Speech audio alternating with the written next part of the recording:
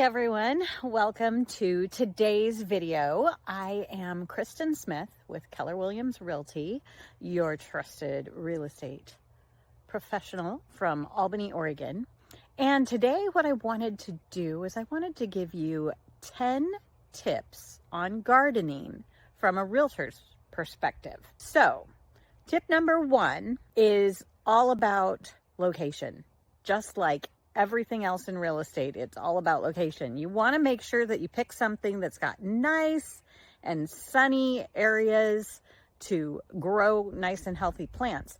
Now, if we were at my parents' house today, and they've got some people that do a little gardening on the side. They use my parents' gardens, and they've planted corn as well. And you can see the corn isn't growing quite as well in that spot because it does get a little more shade from the pecan tree growing right here. But over here, you've got amazing pumpkins and onions and all that kind of stuff. So location, location, location. That way you can get really good and healthy plants. So tip number 2 is healthy soil preparation. You can see here, the garden has been tilled up really well. There's a lot of small bits of dirt, but it's super important that your nutrients are really good. Now, I'm not a gardening magician or anything like that, but we have a lot of those out here. So cattle manure is often a very good fertilizer that you can incorporate into your dirt. Another really good natural fertilizer is chicken manure. We have had incredible results with using chicken manure and getting the most lush and fabulously grown vegetables. You want to make sure that your soil is prepared well so that you can grow some amazing vegetables. So tip number 3 would be native plants. If you use plants that are native to your area, you're going to have a lot easier way of growing things. Things will be healthier, and it's going to be easier than if you're trying to grow something that isn't native to your area. For example, here in the Willamette Valley, we can grow grass seed, which obviously isn't a garden product, but like zucchini, it thrives here. Watermelon, not so much. Watermelon needs maybe a drier climate than what we have, but it's important that you do a little research. And when you look at the seed packets, if you buy from seed, it'll show you on there like what regions work best and what type of temperature and everything that's good. So that's tip number 3. Tip number 4 is all about watering. Did you know that overwatering your plants can do almost as much damage as underwatering them can?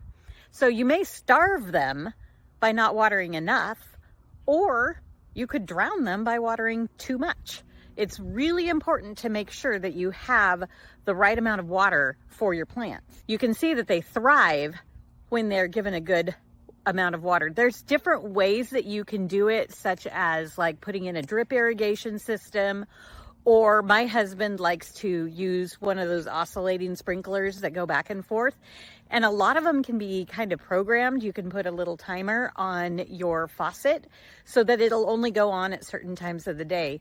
And then you don't have to worry about when you need to water because it'll do it automatically. Step number 5 would be mulching.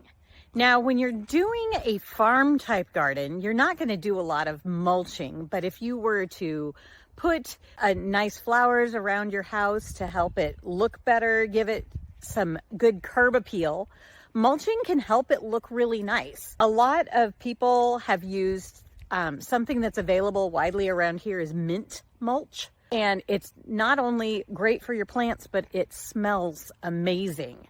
So mulching can make your garden look better, and it can help hold in the moisture so that it doesn't dry out as fast. Tip number 6 would be pruning and weeding. Nothing says this garden has not been looked at in a while like weeds cropping up here and there. But when you weed it, it can look really, really nice. It also allows the plants to get more light and to grow healthier and faster. Weeding can actually be therapeutic. You can go out and just pick a spot and you're going to get it all clean. But you can see here we've got some plants growing. These are some squash. Here's a really pretty squash flower. You can see these little weeds growing here. Some of the big ones can be pulled out really easily with your finger. Sometimes it works, sometimes it doesn't. There you go. It's always important to get the total piece of the root out if at all possible, because if you leave just a little bit, it will stay and grow back. The other little weeds that you saw down there, those ones can be you can use a hoe or just a rake of some sort, just to disrupt the soil and keep them from taking root and getting big. But pruning and weeding is very important to keep it maintained. Tip number 7 is something that we don't see a lot here on the farm, and that is incorporating hardscaping. So whether that's pathways or stepping stones or rocks, things like that, you can incorporate those and it really will make your house shine and your garden area shine when you are wanting to get it sold, or do you want to just show off how good and pretty your yard is.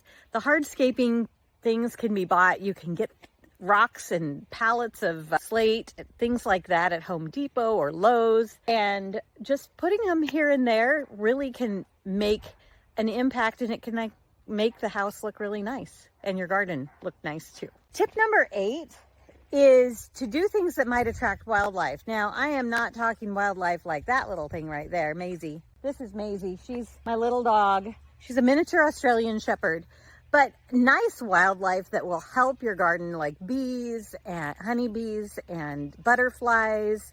Those can be great. Now, if you've got deer nearby, or if you're close to water, you're going to want to make sure that you have a fence around your garden so that the nutria or the raccoons and sometimes rabbits, things like that, deer, if you're out towards the mountains, deer can be a real problem to gardens, and those you're going to need a really, really tall fence if you have deer close by. But having wildlife around can be really fun to watch and listen to. There's nothing more peaceful than sitting in the shade and watching the birds and hearing them chirp and enjoying the outside. Now, at my house, we don't have a great big space like this where we can do gardening, and my husband loves to garden. So what we've done is we've used containers, and that is tip number 9, is to use containers. If you have, it can be as small as a pot that you put something like a basil plant in, or you can take 2x4s and 1x6s, those are types of lumber, and you can create a bed and put soil in it. And one thing that my husband Tom has said is he's noticed he has a lot fewer weeds when he uses a container garden.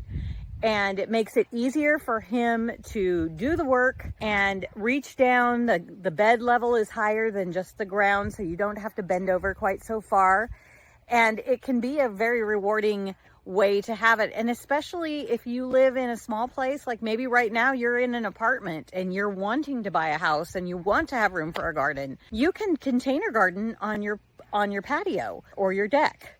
You may not have as much sun, so you do have to be a little bit more creative, but I know those people that love gardening are really good at being creative and making it work. So tip number 9 is to do some container gardening. Last but not least is composting and recycling kitchen garbage.